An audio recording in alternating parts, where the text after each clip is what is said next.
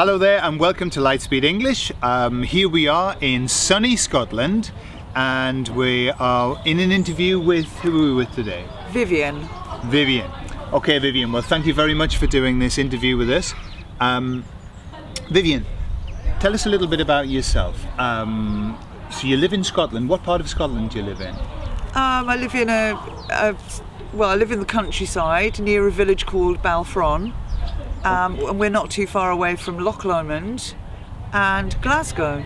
Okay, so that's on the west coast of Scotland, is that right? Yes. Yeah. But Vivian, you don't have a Scottish accent, so you're not from here, no? No, I'm not from Scotland. I was born in South Shields and then I moved to London and spent 25 years in London, which kind of give me a little bit of a slight southern accent as well. Uh-huh. But I don't think I'll be getting the Scottish accent. No, you're not going to, no? No. Okay. We're going to see if we can find somebody who speaks with the Scottish accent as well, because that's obviously a challenge for anybody who's learning the English language is to understand strong accents. But your accent's fairly neutral, really, isn't it? It is. Yeah. Okay. So Viv, what do you do for a living? What's your principal work? I'm a hairstylist and have been since I left school. So for about 30 years. I took a sabbatical and did 3 years of gardening with my husband, which I really enjoyed. And for a little while I studied homeopathy and studied a lot of complementary medicine. Mm-hmm. And I use that in my everyday life to keep healthy and to care for my family.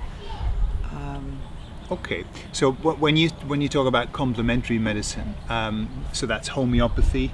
Yeah. What are the kinds of things do you enjoy doing? I like to eat healthily and have a well-balanced, nutritious diet. Mm-hmm. Mm-hmm. I actually recently, because my work is very, very busy and then life is so stressful, it can be stressful when I'm very busy at work and running a house as well. Sure. And sometimes I feel the need to do a little bit of meditation, which is just basically having 10 minutes of closing my eyes and just touching base with myself, really. Okay. Yeah. Just to give me a bit of focus to get through the day. Yeah. And I think also as well around your house you have you grow sort of your natural little herb gardens. Yeah, as well, that's don't another hobby. Yeah, I love my gardening and growing things. Sure. Flowers and vegetables. Okay. So do you use conventional medicine? Do you actually utilise that? As little as possible, because it's about, for me, it is about staying healthy and hopefully not getting ill. So nipping things in the bud as soon as anything starts, slight sore throat or feeling a little bit low, just do something about it before it turns into something bigger that's going to need antibiotics. Okay. Or something like that. Okay.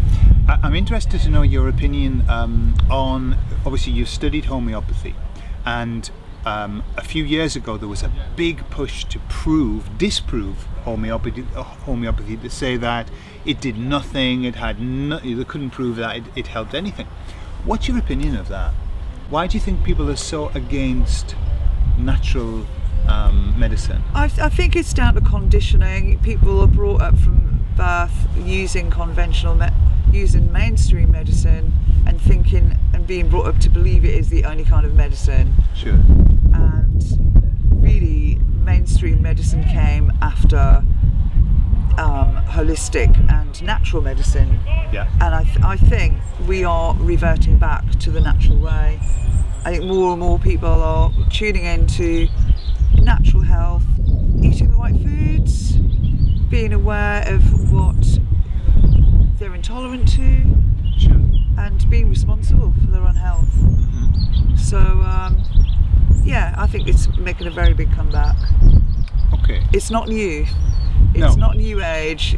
It's old medicine that is coming back, and it works. Okay. So do you think that working on your mental health is as important as working on your physical health? Do you think it's connected? Well, this is where the word holistic comes in.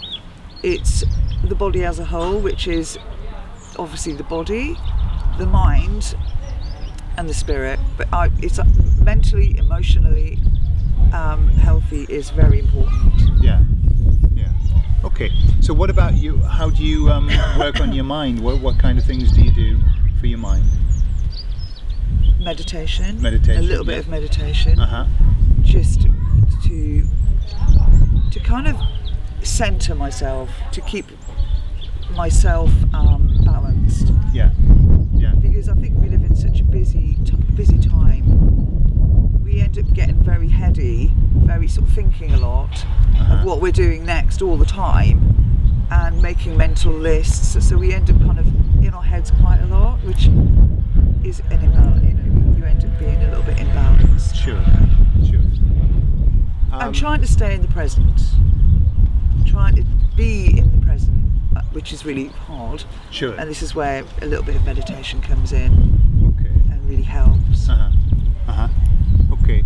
And do you try to, although your main job is hairdressing and homeopathy is kind of like a sideline for you, do you try to keep yourself educated and up to date with what's happening? Yeah, I think because I'm quite very interested in health, I'm constantly reading about it. Sure. On the internet. The internet's amazing now. We have the internet, which is very informative. Anything that you want to know is on there. So yeah, I keep up to date. And what would you say was probably the biggest or the most latest discovery about some unnatural remedy or something that helps us that you've discovered lately? Well, Gordon, when we were in Spain 2 weeks ago, and we all went and got a tattoo, and you and Cynthia's tattoo got infected, and it was a choice of antibiotics or using something natural. We all use antibiotics because it is as far as we know, it's the only way to cure an infection. So we used colloidal silver. So what happened was we got an infection on our tattoo, and one of the signs of infection is that you start getting a red line that follows the vein up. And Cynthia and I had a red line from the tattoo up here. And the lady, we read in the internet, we looked, and the internet said, if you've got a red line going up, go to the doctors, go to emergency before it reaches your heart, because you could die. So we were absolutely terrified, to be honest. All of us, weren't we? Mm-hmm. Yeah. But what happened was the lady at the hospital said, yes, here, take some antibiotics, but there weren't any chemists open, the pharmacies were closed. So we made a decision to take, as Vivian mentioned, the colloidal silver that night, and we drank a bottle. If you want to know what colloidal silver is, just look up on the internet how to make it. It's very simple. And so what happened the next day? Well, the next morning, the red line, which I'd put a pen mark where it was definitely about here, was down to here, which was very impressive and really gave me faith in colloidal silver. Sure. And then by the evening, the infection was gone. Yeah. Which was about 3 times faster than any antibiotic could do, really, I think. So no antibiotics needed. It was quite amazing, actually. So do you have some colloidal silver in your home? So now I have colloidal silver, which you made me last night, and I will be using it where appropriate. Sure, it's definitely worth looking at. Okay, that's fascinating, Viv. So what do you see in your future? How do you see your future? The next maybe 5 years, 10 years? I'm going to keep running my shop, the hair shop. It's a really lovely business, and I really enjoy it. But I would really like to just start getting into maybe wholesaling more natural products. I make calendula and really enjoy making lotions and natural creams, and I would probably branch into that a little bit more. Okay. And keep up with my gardening, of course. Yeah. plant more vegetables. Excellent.